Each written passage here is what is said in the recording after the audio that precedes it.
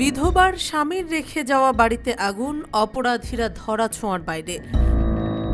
ব্রাহ্মণবাড়িয়া সদর উপজেলার ছোট হরণ গ্রামের রোকেয়া বেগম নামের এক বিধবার স্বামীর রেখে যাওয়া বসত বাড়ি আগুন লাগিয়ে পুড়িয়ে দেওয়া হয়েছে। এ ঘটনায় মামলা হলেও অপরাধীরা রয়েছে ধরাছোঁয়ার বাইরে। জানা যায়, গত 25শে ডিসেম্বর সামাজিক বিরোধের জেরে সদর উপজেলার ছোট হরণ গ্রামের দুপক্ষের মধ্যে পাল্টাপাল্টি হামলা ও সংঘর্ষের ঘটনা ঘটে। এ সময় মুজিবুর মেম্বার ও তার পক্ষের লোকজন রোকেয়া বেগমের স্বামী মৃত আব্দুল হান্নান মিয়ার গড়ে দেয়া বসত বাড়িতে ভাঙচুর করে অগ্নিসংযোগ করলে পুরো বাড়িটি এবং বাড়ির ভেতরে থাকা আসবাবপত্র মালামাল পুড়ে ছাই হয়ে যায়। এ ঘটনায় মুজিবর মেম্বার সহ 20 জনের নাম উল্লেখ করে ব্রাহ্মণবাড়িয়া সদর মডেল থানায় গত 27শে ডিসেম্বর মামলা দায়ের করেন রোকেয়া বেগম।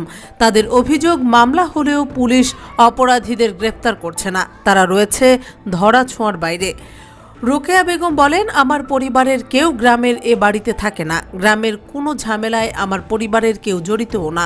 তারপরেও আমার স্বামীর রেখে যাওয়া শেষ স্মৃতিটুকু তারা পুড়িয়ে দিয়েছে। আমি এর বিচার চাই।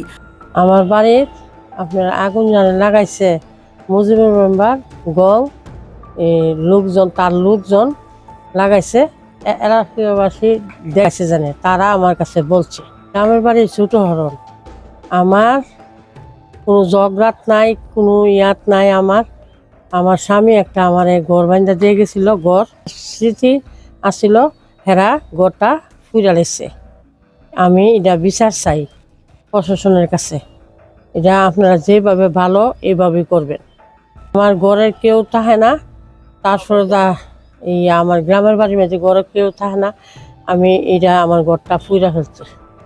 আমার পরিবারের কেউ নাই গ্রামের সাথে ঝগড়ার মধ্যে, তাও ঘরটা ফুইরা ফেলছে।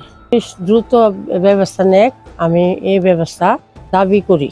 পুড়িয়ে দেওয়া বসত বাড়িটির দায়িত্বে থাকা স্বপ্না বেগম বলেন, দেখেন, আমরা যে বাড়িতে থাকি পারভেজ মিয়ার বাড়িত, ওনারা বাড়িতে আসে না। আমি আমার ছেলে মেয়ে নিয়ে থাকি, তখন এটার মধ্যে একটা ঝগড়া সৃষ্টি হইল।